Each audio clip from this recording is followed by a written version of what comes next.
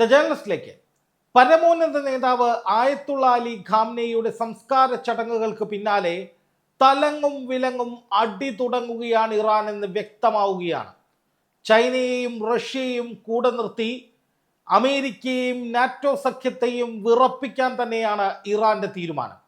ഒരു തരത്തിലുള്ള വിട്ടുവീഴ്ചയും ഇക്കാര്യത്തിൽ വേണ്ട എന്ന് ഇറാന്റെ വിവിധ ഉന്നതർ ചേർന്ന ഔദ്യോഗിക യോഗത്തിൽ തീരുമാനിച്ചു എന്ന സ്ഥിരീകരിക്കാത്ത റിപ്പോർട്ടുകളുടെ കൂടി വെളിച്ചത്തിലാണ് ഇറാൻ തന്ത്രപരവും അതിശക്തവുമായ തിരിച്ചടിക്കൊരുങ്ങുന്നു എന്ന സ്ഥിരീകരണത്തിലേക്ക് നമ്മൾ എത്തുന്നത്. കാരണം ഇറാൻ പ്രാഥമികമായി ചെയ്യാൻ പോകുന്നത് ഹോർമൂസ് കടലിടുക്ക് പരിപൂർണമായി അടക്കുകയും അതോടൊപ്പം തങ്ങളുടെ ഉത്തരവിന് വിരുദ്ധമായി അതിലൂടെ പോകുന്ന കപ്പലുകൾ ആക്രമിക്കുകയും ചെയ്യുക എന്നുള്ളത് തന്നെയാണ്. അധികം വൈകാതെ ഹോർമൂസിൽ നിന്ന് ഏതെങ്കിലും കപ്പലുകൾ ഇപ്പോൾ അതിലൂടെ സഞ്ചരിക്കുന്നുണ്ടെങ്കിൽ അതിനു നേരെ ഇറാൻ ആക്രമണം നടത്തിയെന്ന വാർത്ത പുറത്തു വരും എന്ന് മാത്രമല്ല, സമാനമായി സൈമൾട്ടേനിയസ്ലി എന്ന് പറയാവുന്ന രീതിയിൽ ഏതാണ്ട് അതേ സമയത്ത് തന്നെ ഹൂത്തികളെ ഉപയോഗിച്ച് ബാബൽ മന്ദബ് കടലിടുക്കും അടയ്ക്കാൻ തീരുമാനിച്ചിരിക്കുകയാണ് ഇറാൻ. ഇത് വ്യാപാര മേഖലയിൽ ഉണ്ടാക്കാൻ പോകുന്ന നാശനഷ്ടങ്ങൾ, പ്രത്യാഘാതങ്ങൾ ചെറുതായിരിക്കില്ല എന്ന് മാത്രമല്ല അത്യാവശ്യം ഗുരുതരമായിരിക്കുകയും ചെയ്യും. കാരണം ഏതാണ്ട് 5 മാസക്കാലത്തോളം ഫെബ്രുവരി 28 യുദ്ധം തുടങ്ങി മാർച്ച്, ഏപ്രിൽ, മെയ്, ജൂൺ 4 മാസത്തിലധികമായി ഹോർമൂസ് കടലിടുക്ക് പൂർണ്ണമായി അടഞ്ഞുകിടക്കുകയായിരുന്നു. 11,000-ലധികം കപ്പലുകൾ പല ഭാഗങ്ങളിലായി കെട്ടിക്കിടക്കുന്ന കാഴ്ച. ഇപ്പോൾ ഹോർമൂസ് തുറന്ന് 6,000-ലധികം കപ്പലുകൾ അതിലൂടെ കടന്നുപോയി. ഏതാണ്ട് 7,000-നും 10,000-നും ഇടയിൽ കപ്പലുകൾ മൊത്തത്തിൽ ഈ ചുരുങ്ങിയ സമയം കൊണ്ട് അതിലേക്ക് കടന്നു പോകുമെന്ന് കരുതാം. പക്ഷേ അപ്പോൾ വീണ്ടും യുദ്ധം രൂക്ഷമാക്കുകയാണ് അമേരിക്ക ചെയ്തത്. ഇതോടെ ഇറാന് മുന്നിൽ ഹോർമൂസ് അടയ്ക്കുക എന്നതല്ലാതെ മറ്റൊരു മാർഗവുമില്ല. കാരണം ഹോർമൂസിലൂടെ ഇനിയും കപ്പലുകൾ പോവുകയും ഇറാൻ ആക്രമണങ്ങൾ ഏറ്റുവാങ്ങുകയും ചെയ്തുകൊണ്ടിരുന്നാൽ ഇറാന്റെ അപ്രമാദിത്വം ഈ യുദ്ധത്തിൽ നഷ്ടമാകും. ഹോർമൂസ് കടലിടുക്ക് അമേരിക്കയും ഒമാനും ചേർന്ന് സ്വന്തമാക്കുകയും ചെയ്യും, അല്ലെങ്കിൽ അവരുടെ നിയന്ത്രണത്തിലേക്ക്, നാറ്റോ സഖ്യത്തിന്റെ നിയന്ത്രണത്തിലേക്ക് കാര്യങ്ങൾ എത്തുകയും ചെയ്യും. അപ്പോൾ എന്തായാലും അമേരിക്ക അത്തരമൊരു നീക്കത്തിലേക്ക് കടക്കില്ല എന്ന് തന്നെ മനസ്സിലാക്കാം. പക്ഷേ ഇതിനിടയിൽ അമേരിക്ക ഒറ്റയ്ക്കല്ല എന്നും സംഘടിതമായി ഇറാനെ വളഞ്ഞിട്ട് ആക്രമിക്കുമെന്നും ഉള്ള കൃത്യമായ സൂചന നൽകുന്ന വിധത്തിൽ കഴിഞ്ഞ ദിവസം നാറ്റോ സഖ്യത്തിന്റെ യോഗം നടന്നപ്പോൾ ട്രംപ് ചില പരാമർശങ്ങൾ നടത്തിയിരുന്നു. അതിൽ ഒന്ന്, തനിക്ക് നേരെ വധഭീഷണിയുണ്ട്, ഇറാൻ തന്നെ വധിക്കാൻ വേണ്ടി ലിസ്റ്റ് ഇട്ടിട്ടുണ്ട് എന്നൊക്കെ ആ യോഗത്തിൽ ട്രംപ് തുറന്നടിച്ചതാണ് 2 ദിവസം മുമ്പ്. പക്ഷെ അതിനൊപ്പം തന്നെ നാറ്റോ സഖ്യത്തിന്റെ പിന്തുണ ട്രംപ് തേടുകയും നാറ്റോ സഖ്യം ഹോർമൂസിൽ എല്ലാവിധ ഇടപെടലുകൾക്കും അംഗീകാരം നൽകുകയും ചെയ്തു. അതായത് ഞങ്ങളും നിങ്ങളോടൊപ്പമുണ്ട്, ബ്രിട്ടൻ, ഫ്രാൻസ്, ഗ്രീസ്, ജർമ്മനി അടങ്ങുന്ന നാറ്റോ സഖ്യം മുഴുവൻ അമേരിക്കയ്ക്കൊപ്പം അങ്ങോട്ടേക്ക് ഹോർമൂസിലേക്ക് വരാൻ പോവുകയാണ് എന്നൊരു പ്രതീതി അന്ന് ട്രംപ് സൃഷ്ടിച്ചിരുന്നു. അതായത് ഒറ്റയ്ക്കല്ല, നാറ്റോ സഖ്യം ഉണ്ട്, ഇറാനെ സൂക്ഷിക്കണം, ഇസ്രായേലും ഞങ്ങൾക്കൊപ്പം ഉണ്ട് എന്ന തരത്തിൽ ഇറാനെ ഭയപ്പെടുത്തുക. പക്ഷെ അതേസമയം തന്നെ എന്താണ് സംഭവിച്ചത്?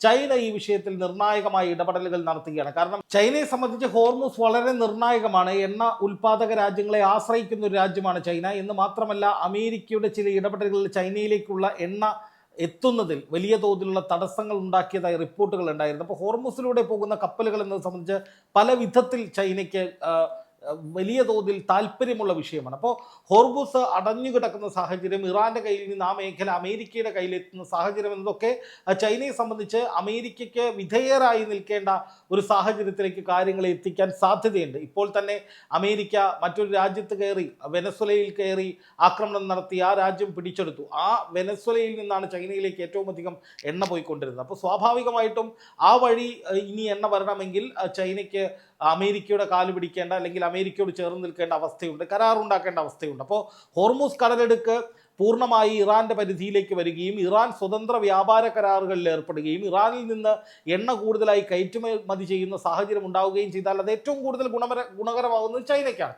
സ്വാഭാവികമായിട്ടും ചൈന അത്തരത്തിൽ നിലപാട് സ്വീകരിക്കും, ഇറാനൊപ്പം നിൽക്കും. റഷ്യ ആകട്ടെ ആയുധപരമായിട്ടടക്കം വലിയ തോതിൽ ഇറാനുമായി സ്നേഹബന്ധമുണ്ട്, ഉക്രൈൻ യുദ്ധത്തിലടക്കം സഹായിച്ചതിൻ്റെ സ്മരണയുണ്ട്. അപ്പോൾ അതുകൊണ്ട് തന്നെ റഷ്യയും ചൈനയും ഈ പറയുന്ന ഇറാനൊപ്പം നിൽക്കുകയും മറുവശത്ത് അമേരിക്ക നാറ്റോ സഖ്യത്തെ കൊണ്ടുവന്ന് ഹോർമൂസിൽ ഇടപെടലുകൾ നടത്തുകയും ചെയ്താൽ ഇതൊരു മഹായുദ്ധം എന്ന തരത്തിലേക്ക് ട്വിസ്റ്റ് ചെയ്യപ്പെടും. അതാണ് ഇതിൽ ഏറ്റവും പ്രധാനമായി കാണാൻ പോകുന്ന ഒരു ഭീതിയുടെ സാഹചര്യം എന്ന് പറയുന്നത്. അതായത് ഇതൊരു മേഖലാ യുദ്ധം എന്നതിൽ നിന്ന് മാറി 2 ശാക്തിക ചേരികൾ അണിനിരക്കുന്ന ഒരു മഹായുദ്ധം എന്ന തലത്തിലേക്ക് വികസിച്ചാൽ ആ നിലയിലേക്ക് പോയാൽ പിന്നെ ഈ യുദ്ധം പിടിച്ചു കെട്ടാൻ ആർക്കും കഴിയില്ല എന്നുള്ളതാണ് ഏറ്റവും ഖേദകരമായ കാര്യം, അല്ലെങ്കിൽ ആശങ്കാജനകമായ കാര്യം. ഒപ്പം തന്നെ തലങ്ങും വിലങ്ങും അടിക്കാനായിട്ട് ഇറാൻ തീരുമാനിക്കുകയാണെങ്കിൽ ഈ ചെങ്കടൽ അടച്ചിടുന്ന സാഹചര്യം ഉണ്ടാകും. ബാബൽ മന്ദബ് കടലെടുക്ക് എന്ന് പറയുന്നത് സൂയസ് കനാലിൻ്റെ പാതയാണ്. അപ്പോൾ അവിടെ രണ്ട് പ്രധാനപ്പെട്ട കപ്പൽ പാതകൾ അടയ്ക്കപ്പെട്ടാൽ അത് നെതന്യാഹുവിന്, ഇസ്രായേലിനടക്കം യൂറോപ്യൻ യൂണിയൻ അടക്കം അതീവ ഗുരുതരമായ പ്രതിസന്ധി ഉണ്ടാക്കും. പണ്ട് അമേരിക്കൻ പ്രസിഡന്റായി ജോ ബൈഡൻ ഉണ്ടായിരുന്ന സമയത്താണ് ഹമാസിന് നേരെ അല്ലെങ്കിൽ ഗസയിലേക്ക് ഇസ്രായേലിൻ്റെ ശക്തമായ ആക്രമണം നടന്നത്. അന്ന് ഇസ്രായേലിനെതിരായി അല്ലെങ്കിൽ ഗസയോടുള്ള ഐക്യ പ്രകടനത്തിൻ്റെ ഭാഗമായി ഹൂത്തികൾ ഈ ചെങ്കടൽ അടച്ചിരുന്നു. ആ ചെങ്കടൽ അടച്ചതുകൊണ്ട് വലിയ നാശനഷ്ടങ്ങൾ തങ്ങൾക്കുണ്ടായി എന്ന് വെളിപ്പെടുത്തിയത് ട്രംപ് അമേരിക്കൻ പ്രസിഡന്റായി വന്നതിന് ശേഷമാണ്. വലിയ നാശനഷ്ടങ്ങൾ എന്ന് പറഞ്ഞാൽ വ്യാപാര മേഖലയിൽ വലിയ നഷ്ടമുണ്ടായിട്ടുണ്ട് എന്ന് ട്രംപ് വെളിപ്പെടുത്തിയതുകൂടിയാണ് ഈ ചെങ്കടലിലെ ആ ബ്ലോക്കിംഗ് എത്രത്തോളം അപകടകരമായിരുന്നു മറ്റുള്ളവർക്ക് എന്ന് വ്യക്തമായത്. അതുപോലെ തന്നെ ഇസ്രായേലിൻ്റെ തുറമുഖങ്ങളെ അത് ബാധിച്ചു, ഇസ്രായേലിലെ വ്യവസായ കേന്ദ്രങ്ങൾ അടച്ചുപൂട്ടുന്ന സാഹചര്യമുണ്ടായി, അതുപോലെ തന്നെ യൂറോപ്യൻ യൂണിയന് വലിയ നാശനഷ്ടമുണ്ടായി. അങ്ങനെ പലതരത്തിലും വലിയ തിരിച്ചടികൾ അങ്ങനെ ഈ ചെങ്കടൽ ഉപരോധിക്കുന്നതിലൂടെ ലോകരാജ്യങ്ങൾക്കുണ്ടായിരുന്നു. അപ്പോൾ ചെങ്കടലും ഹോർമുസും ഒരുപോലെ ഉപരോധിക്കപ്പെടുകയും അതിന് പകരമായി ആഫ്രിക്കൻ പാതയിലൂടെ ഈ കപ്പലുകൾ പോയി കഴിഞ്ഞാൽ ആ കപ്പലുകൾ ഇന്ത്യൻ മഹാസമുദ്രത്തിൽ എത്തണമെങ്കിൽ 2 മുതൽ 3 ആഴ്ച വരെ സമയം വൈകും. അത് വിലക്കയറ്റത്തിന് കാരണമാകും. ഒപ്പം ആഫ്രിക്കൻ മേഖലകളിലൊക്കെ കടൽ കൊള്ളക്കാരുടെ സ്വാധീനമുണ്ട്, അതും വലിയ തോതിൽ ഇത് ബാധിക്കാനുള്ള സാഹചര്യമുണ്ട്. അപ്പോൾ കപ്പൽ ഗതാഗതം അല്ലെങ്കിൽ അന്താരാഷ്ട്ര തലത്തിലുള്ള ചരക്ക് വിനിയോഗം എന്നതിനെ ഏറ്റവും തന്ത്രപരമായി കുടുക്കുകയാണ്, അല്ലെങ്കിൽ തകർക്കുകയാണ് ഇറാൻ ചെയ്യുന്നത്. ഇറാൻ ഇനി അതാണ് ചെയ്യാനുള്ളത്. അതായത് ആയത്തുള്ള അലി ഖാംനയുടെ സംസ്കാര ചടങ്ങുകൾ കഴിഞ്ഞു, ഇനി കാര്യമായി ഒന്നും ഇറാനെ നോക്കേണ്ടതില്ല, മുന്നും പിന്നും നോക്കേണ്ടതില്ല. റഷ്യയും ചൈനയും ഒപ്പമുണ്ട് എന്ന ഉറപ്പുകൾ കിട്ടിക്കഴിഞ്ഞു.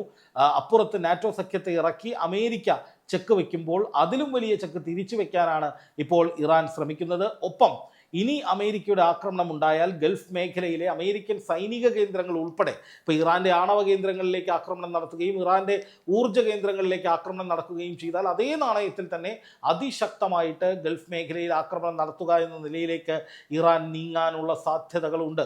അപ്പോൾ നാറ്റോയും ട്രംപും ഒന്നിച്ച് ഇറങ്ങുകയും ഇസ്രായേൽ ഉൾപ്പെടെ അതിൽ നിന്ന് നേട്ടമുണ്ടാക്കുക എന്ന ലക്ഷ്യത്തോടു കൂടി കൂടെ ഇറങ്ങുകയും ചെയ്താൽ അവർക്കെതിരെ എല്ലാം നിശിതമായ ആക്രമണം നടത്തി ഇതിനെ ഒരു മേഖലാ യുദ്ധം എന്നതിൽ നിന്ന് മാറ്റിയൊരു മഹായുദ്ധത്തിൻ്റെ പ്രതീതിയിലേക്ക്, ആ തലത്തിലേക്ക് ഉയർത്താൻ ഇറാന് കഴിയുന്ന സാഹചര്യമുണ്ട്. ഹോർമുസും ചെങ്കടലും കൂടി അടച്ചു കെട്ടിയാൽ പിന്നെ ഇറാൻ പറയുന്നത് അനുസരിക്കുകയല്ലാതെ മറ്റൊരു വഴിയുമില്ലാത്ത അവസ്ഥയിലേക്ക് വീണ്ടും സ്ഥിതിഗതികൾ എത്തും. ഇപ്പോൾ ഈ ട്രംപ് ഇപ്പോൾ ഇറങ്ങിത്തിരിച്ചിരിക്കുന്നത് ഇസ്രായേലിൻ്റെ സമ്മർദ്ദത്തെ തുടർന്നാണ് എന്ന് തന്നെ പറയേണ്ടി വരും. കാരണം ഈ കരാർ ഇല്ലാതാക്കുക എന്നത് ഇസ്രായേലിൻ്റെ മാത്രം ആവശ്യമായിരുന്നു. ലോകരാജ്യങ്ങൾ, പശ്ചിമേഷ്യൻ രാജ്യങ്ങൾ, പ്രത്യേകിച്ച് ഗൾഫ് രാജ്യങ്ങളൊക്കെ ഈ കരാർ നിലവിൽ വന്നതിൽ സന്തോഷിച്ചു.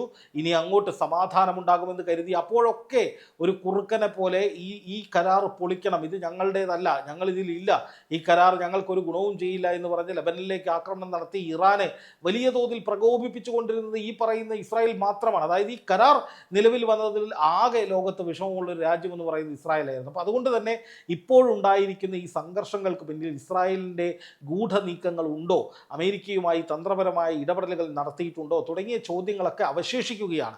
എന്തായാലും ചെങ്കടലും പൂട്ടിക്കെട്ടി ശക്തമായി തലങ്ങും വിലങ്ങും ഇറാൻ അടിക്കുമ്പോൾ അത് ട്രംപിന് ഇരട്ടി പ്രഹരമാണ്. മുമ്പ് ഹോർമുസിൻ്റെ കാര്യം മാത്രം നോക്കിയാൽ മതിയായിരുന്നു, ഇനി ഗൾഫ് രാജ്യങ്ങളുടെ കാര്യങ്ങൾ നോക്കണം, അവിടെ വലിയ പ്രശ്നങ്ങൾ ഉണ്ടാകാൻ സാധ്യതയുണ്ട്. ചെങ്കടൽ പൂട്ടിക്കെട്ടുന്നതോടെ യൂറോപ്യൻ യൂണിയനിലടക്കം വലിയ പ്രശ്നങ്ങൾ ഉണ്ടാകാൻ സാധ്യതയുണ്ട്. ഹോർമുസ് കടലിടുക്കിലേക്ക് ട്രംപ് ഇറങ്ങിക്കഴിഞ്ഞാൽ, നാറ്റോ സഖ്യവുമായി ഇറങ്ങിക്കഴിഞ്ഞാൽ ഹോർമുസിലൂടെ പോകുന്ന കപ്പലുകളെ ഇറാൻ ശക്തമായി ആക്രമിക്കാൻ സാധ്യതയുണ്ട്.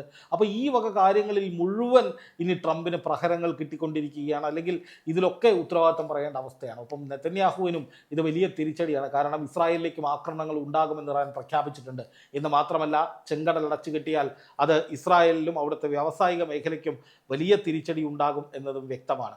എന്തായാലും ബാബൽ മന്ദബ് കടലിടുക്കും ഹോർമുസ് കടലിടുക്കും പൂട്ടിക്കെട്ടി തലങ്ങും വിലങ്ങും ശത്രുക്കൾക്ക് നേരെ ആക്രമണം, ഒരു സംഹാര താണ്ഡവത്തിലേക്ക് ഇറാൻ ഇറങ്ങുമ്പോൾ തീർച്ചയായും ലോകം നടുങ്ങുന്ന പലതും സംഭവിക്കും എന്നു തന്നെയാണ് ഞാൻ കരുതുന്നത്.